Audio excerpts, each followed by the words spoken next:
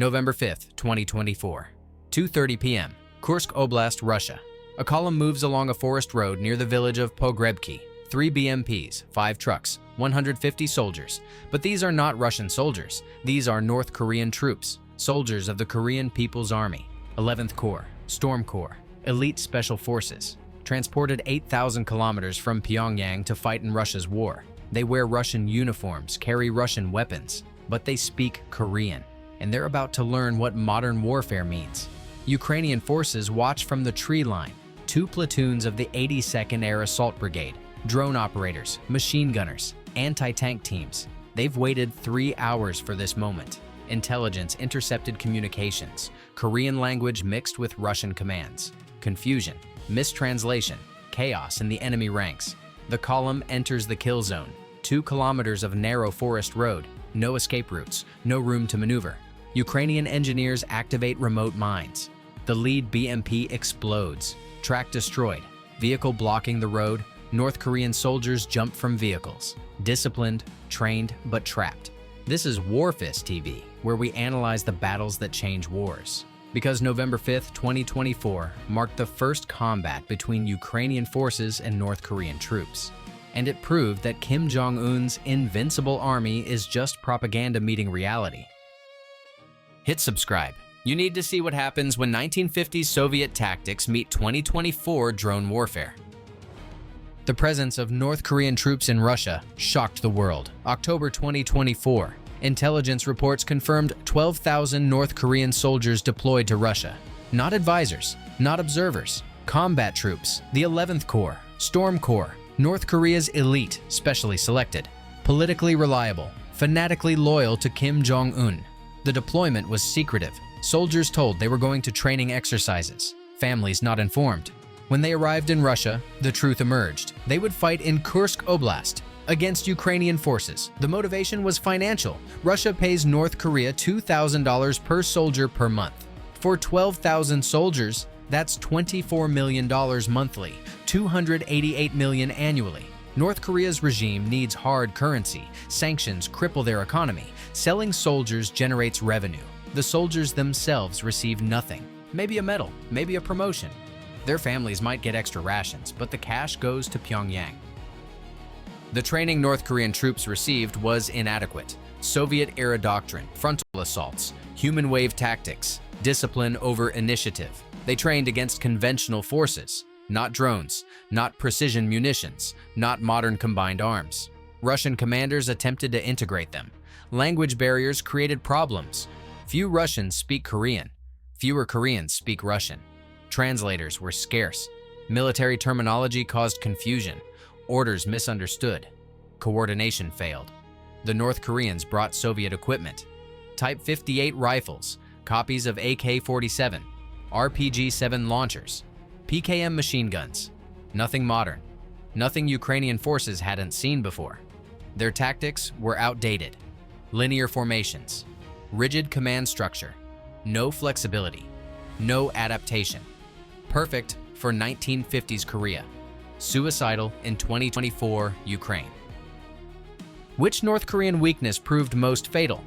A. Outdated tactics. B. Language barriers. C. No drone defense training. Comment your answer. Ukrainian intelligence tracked North Korean deployment closely. Agents inside Russia, signal intercepts, satellite reconnaissance. By early November, Ukrainian forces knew North Korean units operated in Kursk. The 82nd Air Assault Brigade received orders. Find them, engage them, assess their capabilities. Reconnaissance drones launched, DJI Mavics, commercial quadcopters. Cheap, effective. Operators searched roads and forest areas where intelligence suggested North Korean presence. November 4th evening, drones spotted a column, vehicles, troops, moving toward Ukrainian-controlled areas. The operators listened to radio traffic. Korean language, confirmed. These were North Korean forces. The 82nd Brigade commander made a decision. Ambush. The location was ideal. Forest road near Pogrebki. 2 kilometers of narrow path. Trees on both sides. No escape routes. The perfect kill zone. Ukrainian forces moved into position overnight. 2 platoons, 60 soldiers. Machine gun teams set up on flanks. PKM 760 Browning M2 50 caliber, covering the entire road. Anti-tank teams positioned. Stugna P Ukrainian missiles, Javelin American missiles, targeting vehicles. FPV drone operators prepared. 5 teams, 15 kamikaze drones ready, explosives attached, cameras calibrated, frequencies set. The drones would target BMPs and trucks. Engineers placed remote-controlled mines. On the road, under leaves and dirt, invisible. The lead mine would destroy the first vehicle, blocking the column. The second mine at the rear would trap them. Standard ambush doctrine. November 5th, 2 p.m. Ukrainian reconnaissance drone confirmed. The North Korean column was approaching. ETA, 30 minutes. Ukrainian soldiers checked weapons, loaded magazines, prepared grenades, waited. Patience is the ambusher's greatest weapon. At 2:27 p.m., the column appeared. 3 BMP-2 infantry fighting vehicles, 5 Ural trucks, approximately 150 North Korean soldiers, moving slowly, cautiously. The forest here was unfamiliar. They were nervous. The lead BMP reached the kill zone at 2:31 p.m. Ukrainian engineer pressed the detonator, explosion. The mine destroyed the BMP's left track. The vehicle lurched, stopped, blocked the narrow road. Stay with me. The next 15 minutes prove why North Korean troops are unprepared for modern warfare. North Korean soldiers reacted quickly, jumped from vehicles, took cover, formed defensive positions. Their discipline was evident. Training was thorough, but their tactics were obsolete. They formed linear positions, shoulder to shoulder, like infantry in World War II. Perfect targets for machine guns. Ukrainian PKM opened fire, 7.62mm rounds at 600 rounds per minute. The North Korean line staggered. Soldiers fell. Others sought cover behind vehicles, behind trees. The 50 caliber Brownings engaged. Heavy machine guns, 12.7mm rounds, penetrating light cover, destroying equipment, suppressing movement. North Korean return fire was intense. AK-47s, PKMs, RPGs, but poorly coordinated. No fire control, no discipline, just volume, spray and pray. Bullets hit trees, dirt, sky. Few hit Ukrainian positions. The BMPs attempted to maneuver, reverse, turn around, but the road was too narrow. The disabled BMP blocked forward movement. Trees prevented off-road navigation. They were trapped. FPV drones launched, 5 kamikaze drones. Operators wore FPV goggles, first-person view, like a video game, except the consequences were real. The first drone targeted the rear BMP, accelerated to 120 kilometers per hour, diving attack. The North Korean soldiers saw it, tried to shoot it down. AK-47 fire missed. The drone struck the BMP's turret top. Explosion, 1 kilogram of C4 equivalent. Penetration, fire inside the vehicle. Crew bailed out. The second drone hit the center BMP, engine compartment. Explosion, fire, mobility kill. The vehicle couldn't move, couldn't fight effectively. The third and fourth drones targeted trucks, fuel, ammunition, secondary explosions, flames, smoke, chaos. North Korean soldiers were in shock. They had no training for this, no doctrine, no countermeasures. Their officers shouted commands in Korean. Russian liaison officers didn't understand. Coordination collapsed. Some North Korean soldiers attempted to assault Ukrainian positions.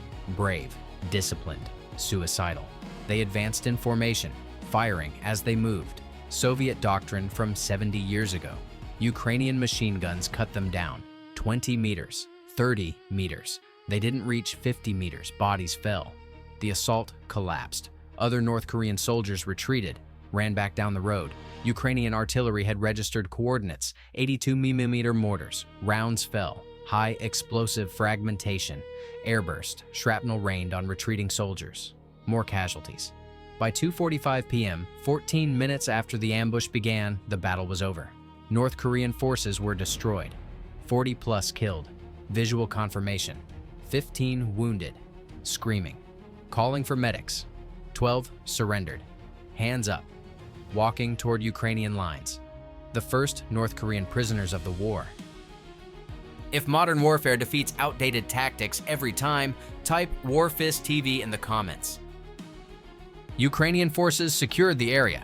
Medics treated wounded North Koreans. International humanitarian law. Even enemies receive medical care. Engineers cleared unexploded ordnance, collected weapons, documented everything. The intelligence value was immense. North Korean equipment, Type 58 rifles, exact copies of AK-47, well-maintained, functional, but old. No modern accessories, no optics, no lasers, iron sights only. RPG-7 launchers, Soviet era, effective against vehicles, but short range, predictable flight path, easy to avoid if you see it coming. North Korean rations, rice, canned meat, kimchi, propaganda leaflets, pictures of Kim Jong-un, slogans about inevitable victory, Juche ideology. The rations were adequate. Better than Russian rations, actually. North Korea sent their soldiers with proper food. Small mercy. Documents were treasure trove, military IDs, Korean language, names, units, ranks, instructions. How to fight in Russia. Cooperation with Russian forces. Ideological preparation for combat against American puppet Ukraine. The prisoners were young, 18 to 25 years old, scared, confused. Interrogation through translators, Korean to English, or Korean to Russian to English. Slow process, but revealing. We were told we were going to training exercises. Nobody said we would fight a war. We didn't know where we were until we arrived in Russia. Russian officers treat us like slaves. They don't respect us. They give us the worst positions, the most dangerous missions. We have no drones. We have no training against drones. When we saw the flying machines, we didn't know what to do. We tried to shoot them, but they're too fast. This is not the war we were prepared for. The prisoners also revealed North Korean casualties from previous engagements. The November 5th ambush was not the first. North Korean troops had been in combat for 2 weeks. Smaller engagements, reconnaissance, probing attacks. They had taken casualties. How many? The prisoners didn't know exact numbers, but enough that morale was declining. Enough that soldiers were afraid. The propaganda they believed was crumbling. Kim Jong-un told them they were invincible. The Juche ideology made them superior. Reality showed otherwise. Ukrainian bullets killed North Koreans just as effectively as anyone else. Ukrainian drones destroyed North Korean soldiers just as easily as Russian soldiers. There was no special protection, no ideological shield, just flesh and blood against steel and explosives. Ukrainian forces uploaded video of the ambush, drone footage, showing the entire engagement, the explosions, the fires, the chaos, the prisoners. The video went viral, 5 million views in 48 hours. International media coverage, CNN, BBC, Al Jazeera, everyone reported. North Korean troops in combat, destroyed by Ukrainian forces, prisoners taken, undeniable evidence. North Korea denied everything. State media claimed no North Korean soldiers were in Russia. The prisoners were actors. The video was staged, Western propaganda. Nobody believed them. The evidence was overwhelming. Bodies, equipment, prisoners, documents, all confirmed North Korean presence. Answer C. No drone defense training proved most fatal. Outdated tactics can be compensated with discipline and courage. Language barriers can be overcome with time and translators. But no defense against drones means no survival. FPV kamikaze drones are the defining weapon of this war. Every military must train against them. North Korea didn't. Their soldiers paid the price. The strategic implications of North Korean deployment are significant. First, it proves Russia's manpower crisis. If Russia needs North Korean soldiers, their own mobilization is failing. Casualties are unsustainable. Recruitment is insufficient. They need foreign troops. Second, it internationalizes the conflict. This is no longer just Russia versus Ukraine. Now, North Korea is involved. Iran supplies drones. Belarus provides territory. The war expands. Third, it provides intelligence. Ukrainian forces captured North Korean equipment, documents, prisoners. Western intelligence agencies are very interested. North Korea is secretive. Information about their military is limited. Now, there are prisoners to interrogate, equipment to analyze, tactics to study. This intelligence is valuable beyond just this war. Fourth, it affects North Korean morale. Soldiers told they were invincible are dying in foreign land for a war they don't understand, against an enemy they were told was weak. Reality contradicts propaganda. This creates doubt. Doubt undermines totalitarian control. The North Korean regime cannot afford doubts. Fifth, it exposes Russian desperation. Recruiting North Korean troops is not strength, it's weakness. Strong militaries don't need foreign soldiers, especially not from impoverished dictatorships. Russia's image suffers. The psychological impact on North Korean forces is severe. Survivors of the November 5th ambush spread stories. Ukrainian drones are everywhere. They see everything. There's nowhere to hide. Our weapons don't work against them. Fear spreads through ranks. In subsequent engagements, North Korean troops panicked when they heard drones, even reconnaissance drones, non-threatening quadcopters. The sound of propellers triggered fear. Soldiers sought cover, stopped advancing, refused orders. Russian commanders were frustrated. They expected disciplined troops. They got scared conscripts. Some North Korean soldiers deserted. Rare, difficult, but it happened. Where would they go? They don't speak Russian, don't know the area. Still, some tried. Preferred capture to certain death. Ukrainian forces treated captured North Koreans well, better than they expected. Medical care, food, shelter, no torture, no execution. This was strategic. Treat prisoners well. Word spreads. More soldiers surrender. The cycle continues. The November 5th ambush was not the largest engagement, not the bloodiest, but it was the first time North Korean and Ukrainian forces met in combat, and it set the pattern. North Korean troops were unprepared, poorly equipped for modern war. Their tactics were outdated, their training inadequate. Ukrainian forces had every advantage: technology, experience, intelligence. The result was predictable. By December 2024, estimates suggested 500 to 800 North Korean casualties, killed and wounded, out of 12,000 deployed. 4 to 6% casualty rate in 2 months. Unsustainable. At this rate, the entire force would be combat ineffective within a year. Should Russia have deployed North Koreans? Can DPRK troops adapt to modern warfare? Will more countries send soldiers to Russia? Comment your analysis. Subscribe to Warfist TV. We document the new realities of international conflict.